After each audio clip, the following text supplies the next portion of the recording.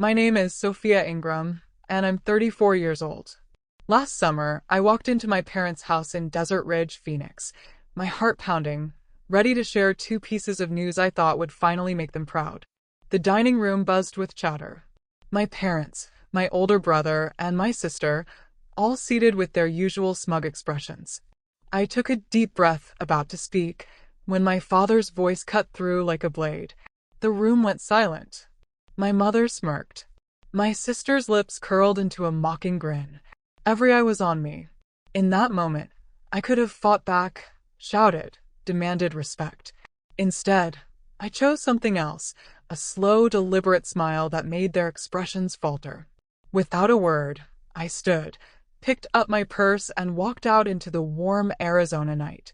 That night, I made one decision, simple but powerful enough to flip everything upside down, and none of them were prepared for what came next. Growing up in our family's house in Desert Ridge, Phoenix, I always felt like the odd one out. My older brother, Steven, was the golden child, a software engineer who could do no wrong. My older sister, Cheryl, was the princess, a real estate lawyer with a flashy office downtown. Then there was me, Sophia, the middle kid, scraping by in their shadows. My parents, especially my dad James, never let me forget it. They'd gush over Steven's tech awards or Cheryl's latest property deal, but my work, organizing events, weddings, corporate galas, charity fundraisers, barely registered. "That's cute, Sophia," my mom Diane would say, her tone dripping with dismissal. "But when are you going to get a real job?" I'd bite my tongue, knowing they didn't see the late nights I pulled coordinating vendors or the clients who raved about my work. Despite their indifference, I'd carved out a solid career. By 34, I'd climbed to project manager at a top event planning firm in Phoenix. Last spring, my boss called me into her office, grinning. "Sophia, you've been killing it," she said, handing me a promotion letter, senior project manager, with a raise that pushed my savings into six figures. I was thrilled, not just for the title, but for what it meant. I'd done this on my own. Then there was Evan, my fiancé, a history teacher who made me laugh like no one else. We'd gotten engaged a month before, picking out a simple ring that felt like us. I couldn't wait to tell my family, hoping, foolishly, maybe, that this time they'd see me. But hope came with a knot in my stomach. Family dinners at our Desert Ridge house were never just about food. They were a stage for my dad to praise Steven's latest app launch or Cheryl's $1 million condo deal while I sat there, invisible. I'd been helping them for years, writing checks to cover their bills when things got tight, like the $1,500 a month for their mortgage or the $3,000 for my dad's heart surgery. They never asked how I managed it. They just took. My grandfather, Edward, was the only one who ever noticed. "You're doing too much for them, kid," he'd say, shaking his head during our Sunday calls. I brushed it off, thinking family was supposed to stick together. That summer, I drove to their house, my promotion letter tucked in my purse, Evan's ring glinting on my finger. I'd planned every detail of what I'd say. The promotion, the engagement, the life I was building. Maybe this time, I thought, they'd look at me and see someone worth celebrating. But as I parked in their driveway, my heart sank. I could already hear my dad's voice through the open window, boasting about Steven's new startup. Cheryl's laugh followed, sharp and smug. My mom's voice chimed in, praising Cheryl's latest court win. I gripped the steering wheel, fighting the familiar dread. Would they even care about my news? Or would they find a way to twist it to make me feel small again?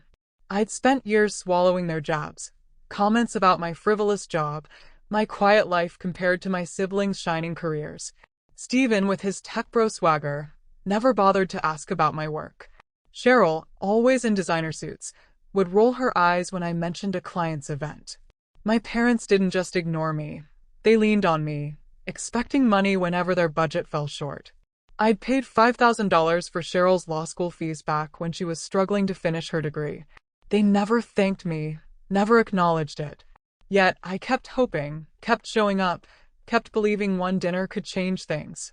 I spent that afternoon in my apartment, putting the final touches on a gift I'd poured my heart into. For weeks, I'd been working on a family photo album. Decades of memories, from grainy shots of my parents' wedding to Polaroids of us kids in the Desert Ridge backyard. I'd stayed up late gluing snapshots, writing captions, decorating pages with stickers. It wasn't just a gift. It was my way of saying I valued our family, even if they rarely valued me. I wanted to give it to my mom and dad before dinner, hoping it would set a warm tone for my big announcements, my promotion to senior project manager and my engagement to Evan. As I wrapped the album in gold paper, I pictured their faces lighting up, maybe even a "We're proud of you, Sophia" from my dad James. But as I walked into their Desert Ridge house, that hope started to fray. The living room was already alive with voices. My dad stood by the fireplace, gesturing animatedly as he told a neighbor on the phone about my brother Stephen landing a big contract for his tech startup. "He's going places," James said, his voice booming with pride. I set the album on the coffee table, waiting for a chance to speak, but he didn't even glance my way. My mom, Diane, was in the kitchen, chatting with my sister, Cheryl, about her latest real estate deal, a luxury condo sale that had her name in the Phoenix Business Journal. "You're unstoppable," Diane said, beaming as Cheryl laughed and flipped her hair. I hovered nearby, clutching the wrapped album, trying to join the conversation. "Hey, Mom, I brought something for you and Dad," I said, holding up the gift. Diane barely looked up. "That's nice, Sophia. Just put it somewhere," she said, turning back to Cheryl. I swallowed the sting and moved to the dining room, where Stephen was scrolling through his phone, probably checking stock prices for his company. "Hey, Stephen," I said, forcing a smile. "I made something for the family. Want to see?" He grunted, eyes glued to his screen. "Later, maybe," he said, not even looking up. I stood there, feeling like a kid again, begging for scraps of attention. The album felt heavier in my hands, my excitement fading. I set it on the sideboard, telling myself dinner would be different. I'd share my news, and they'd have to listen. As I helped Diane set the table, the conversation kept circling back to my siblings. James joined us, still on about Stephen's startup. "He's pitching to investors next week," he said, adjusting his glasses. "Could be a game changer." Diane nodded, placing a platter of roasted chicken down. "And Cheryl closed that condo deal in under a month," she added, her voice brimming with. I tried to chime in. "That's great, but I've got some news too," I started, but Cheryl cut me off, launching into a story about her celebrity client. I gripped a fork, my knuckles whitening, and forced a nod. They didn't even notice. I took a deep breath, reminding myself why I was here. The promotion meant I was running major events now, galas, conventions, even a citywide festival. Evan, my rock, had proposed under a starry desert sky, promising a life where I'd never feel small. I deserved to share that. But as I watched my family, their voices overlapping with praise for Stephen's coding genius and Cheryl's courtroom wins, doubt crept in. Would they care about my world, or would they brush it off like they always did? The tension grew as we sat down for dinner. James carved the chicken, still talking about Stephen's latest app. Cheryl sipped her wine, smirking as Diane listed her recent accolades. I sat across from them, the album untouched on the sideboard, my news burning in my throat. I told myself to stay calm, to wait for the right moment. Maybe when I handed them the album, they'd see me differently. Maybe my promotion, my engagement, would finally make them pause. Dinner was moments away, and I clung to that fragile hope. Dinner had just begun. I sat at the table, my pulse quickening as I prepared to share my news. The clink of forks and chatter filled the room, but I was ready. My promotion to senior project manager and my engagement to Evan were milestones I'd earned, and I wanted my family to know. I took a deep breath, fingers grazing the ring hidden under the table. "Everyone, I have something to tell you," I said, my voice cutting through the noise.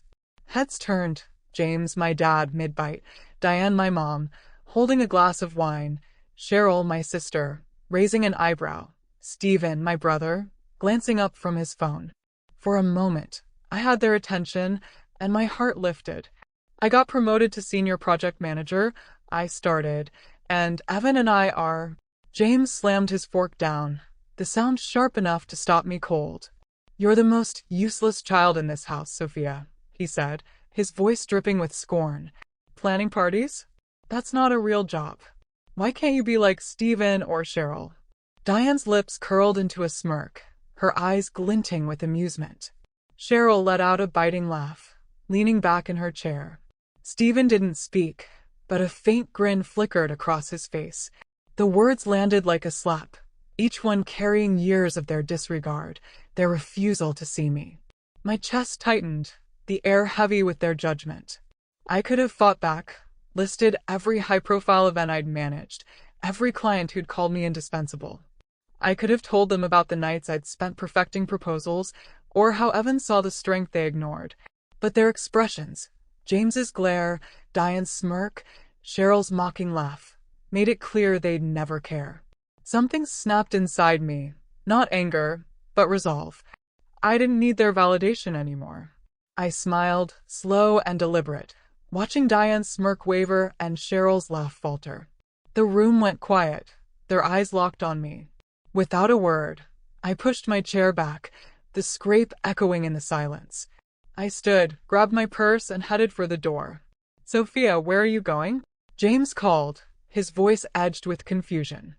I didn't look back. The front door shut behind me, the sound final. In my car, the warm Arizona night pressed against the windows. My hands trembled, not from hurt, but from a clarity I'd never felt before. 4 years, I'd kept their lives afloat, $500 a month to save their house from foreclosure, money they'd taken without a single thank you. That ended now.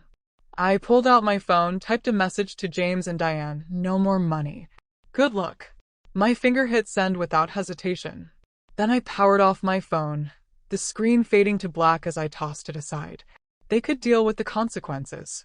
As I drove away from Desert Ridge, my smile held. I wasn't escaping. I was choosing myself. Evan was waiting at home, ready to build a future where I was enough. The road ahead felt open, unburdened by their expectations. I'd carried them for too long, and now I was free. The next morning, sunlight slipped through my curtains, pulling me from a restless night. I reached for my phone on the nightstand. The screen lit up, 42 missed calls from my mom, spanning from 10 p.m. to 7 a.m. And in the middle of it all, one message from my dad stood out. Please, sent at 3 a.m. My stomach twisted, not with guilt, but with a strange calm. They'd seen my message, the one I'd sent before leaving Desert Ridge. No more money. Good luck. I didn't expect their panic, but I wasn't surprised either. I typed a quick reply to James. Useless is busy. Then I paused, fingers hovering over the screen. They needed to know the truth. I opened our family group chat, James, Diane, Cheryl, Stephen, and started typing. Since you think I'm useless, I wrote, let's clear something up. 4 years, I've paid $1,500 a month to cover your mortgage. I paid $3,000 for Dad's heart surgery last year. And Cheryl, I covered $5,000 of your law school fees when you were struggling. You're welcome. I hit send, the words sharp and final. I didn't wait for a reply. I set my phone to do not disturb and got ready for the day, feeling lighter than I had in years. By noon, my phone buzzed with a call from my grandfather, Edward. I answered, his familiar voice warm but firm. Sophia, I saw your message, he said. Good for you, kid. I'm proud you stood up. He didn't stop there. He'd called James and Diane that morning, tearing into them. You've been bleeding her dry, he told them, his tone sharp enough to cut through their excuses. She's been carrying this family, and you call her useless? Shame on you both. I could picture Diane's face, pale, scrambling for words. James muttering defenses that wouldn't hold. Edward wasn't done. You need to figure out how to survive without her, he said, hanging up on them. I thanked him, my voice catching. You don't owe them anything, Sophia, he said.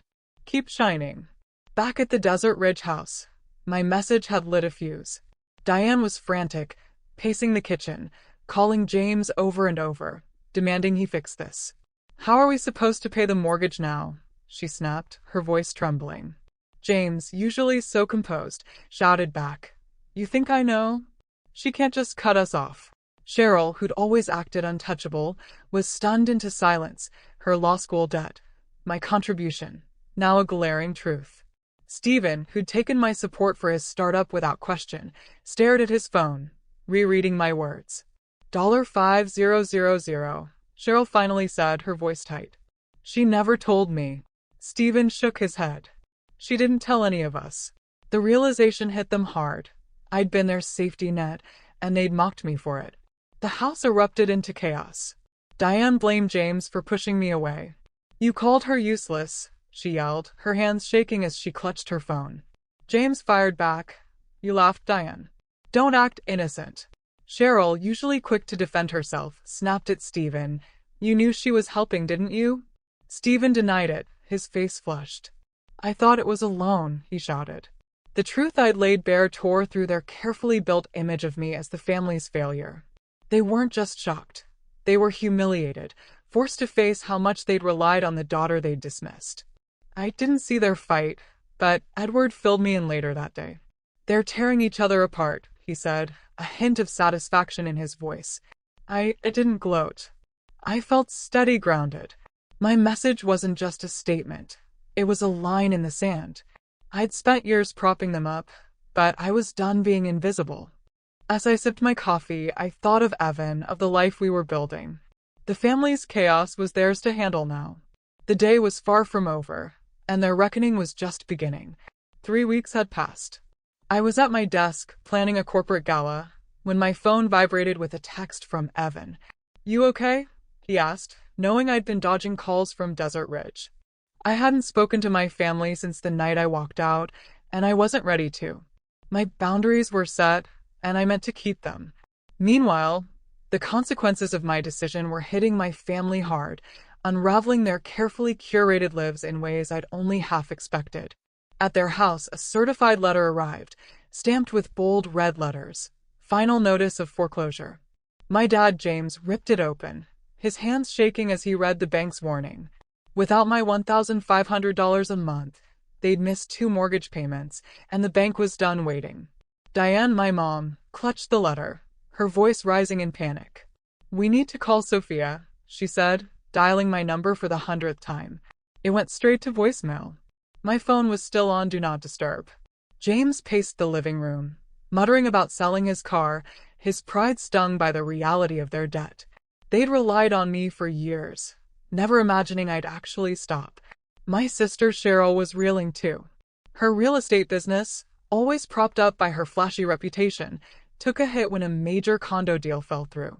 She'd counted on a quick sale to fund her next project, but without my financial support, money she'd never acknowledged, she couldn't cover the upfront costs. The client walked, and Cheryl's name, once golden in Phoenix circles, started to lose its shine. She spent hours on the phone, begging investors to stay, her voice tight with desperation. I just need a little more time, she pleaded, but the damage was done. Stephen, my brother, wasn't faring much better.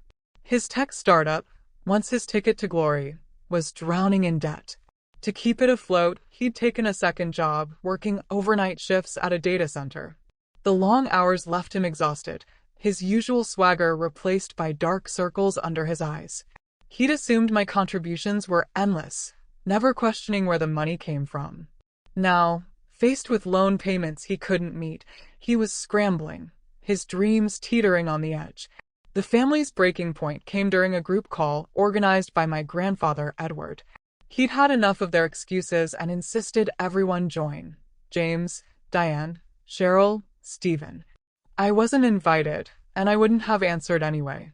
Edward's voice crackled through the speaker, sharp and unyielding. You've lost Sophia because of your arrogance, he said, his words aimed at James and Diane. She paid your bills, kept your house, funded your lives, and you treated her like nothing. You're reaping what you sowed. James tried to interrupt, stammering about family loyalty, but Edward cut him off. Loyalty? You called her useless. You don't deserve her. Diane's voice wavered, pleading ignorance, but Edward wasn't having it. You knew exactly what she was doing for you, he said. Now fix your own mess. The call turned into a shouting match. Cheryl accused James of driving me away with his insults. You always favored Stephen, she snapped, her frustration spilling over. Stephen shot back, Don't pin this on me. You took her money too. Diane tried to play peacemaker, but her voice cracked as she admitted they couldn't afford the house without me. James, red-faced, yelled at everyone to shut up, but no one listened. Edward hung up, leaving them to stew in their chaos. He later told me it was the loudest call he'd ever heard, and he didn't regret a word. I stayed out of it, ignoring the voicemails piling up from Diane, the texts from Cheryl begging to talk. I'd spent years bending over backward for them, only to be dismissed. Now, I was focused on my life, my career thriving with new clients, my engagement to Evan, who reminded me daily that I was enough.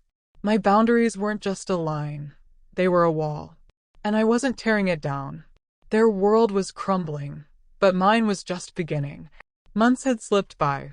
I stood in the empty living room of our new home, a cozy two-bedroom in Scottsdale, the smell of fresh paint still lingering.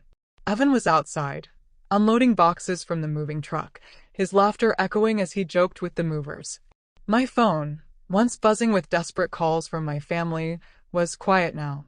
I'd blocked James, Diane, Cheryl, and Stephen weeks ago, their voicemails and texts fading into a past I no longer carried.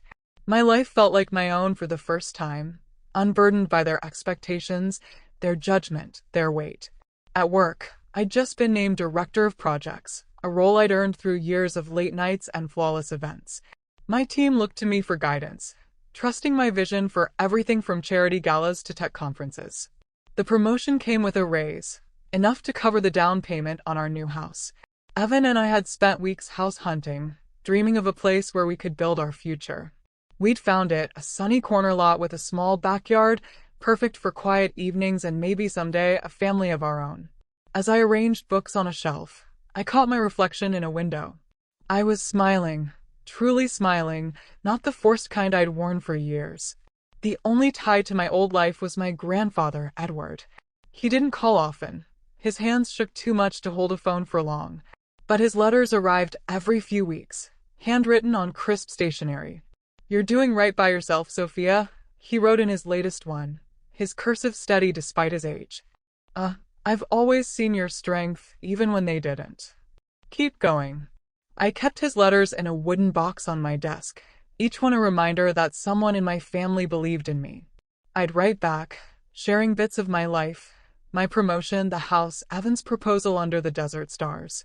Edward's replies were short but warm, always ending with, "I'm proud of you, kid." My family in Desert Ridge was a distant memory.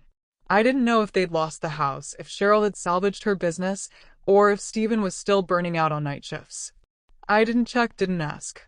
Edward never mentioned them in his letters, and I was grateful for that. Their chaos wasn't my responsibility anymore. I'd spent years pouring money and energy into their lives, only to be called useless. Now, every dollar I earned, every moment I had, was for me, for us. Evan and I were planning our wedding, a small ceremony with friends who saw me for who I was, not who I wasn't. Sometimes late at night, I'd think about the past, not with regret, but with clarity. I'd given my family everything, and they'd given me nothing but criticism. Cutting them off wasn't just about money.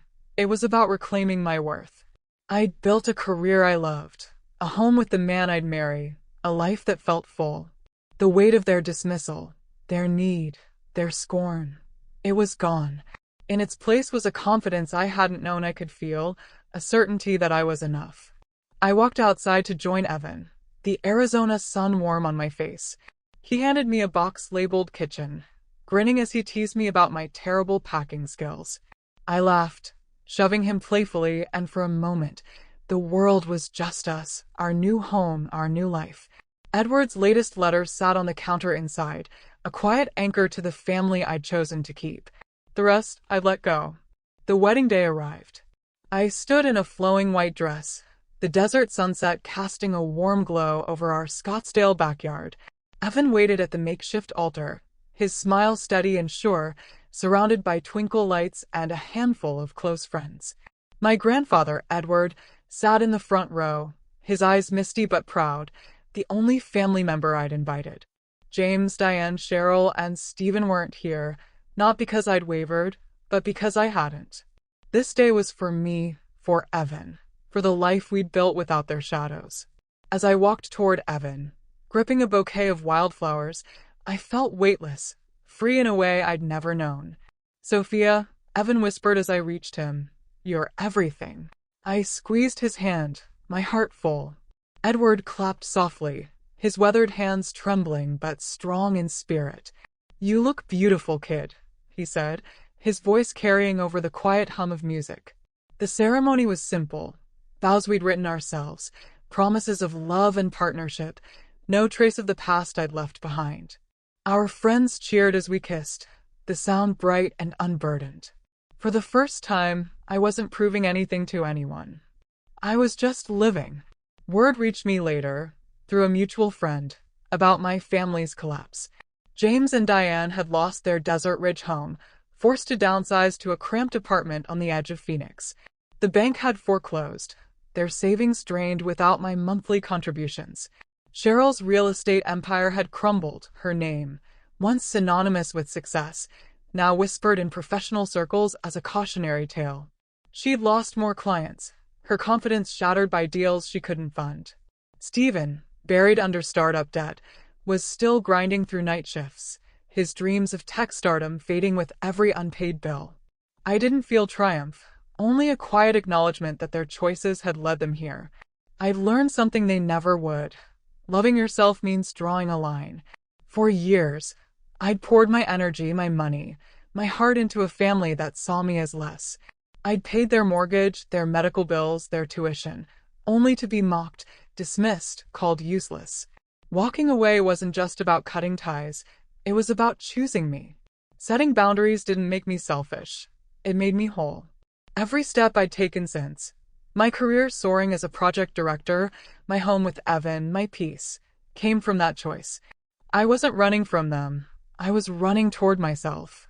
Edward's presence at the wedding reminded me of what family could be, someone who saw my worth, who celebrated me without conditions. His letters, still arriving every few weeks, were my anchor, proof that love didn't have to hurt. As I danced with Evan under the stars, I felt a truth settle in my bones. Happiness comes when you stop begging for approval and start building a life that's yours. I want to leave you with this. If you've ever felt unseen, unvalued, or trapped by those who should lift you up, know that you can choose yourself. Say no. Walk away. Build a life that makes you proud. Share your story with me. How did you find your strength? What boundaries did you set to reclaim your life?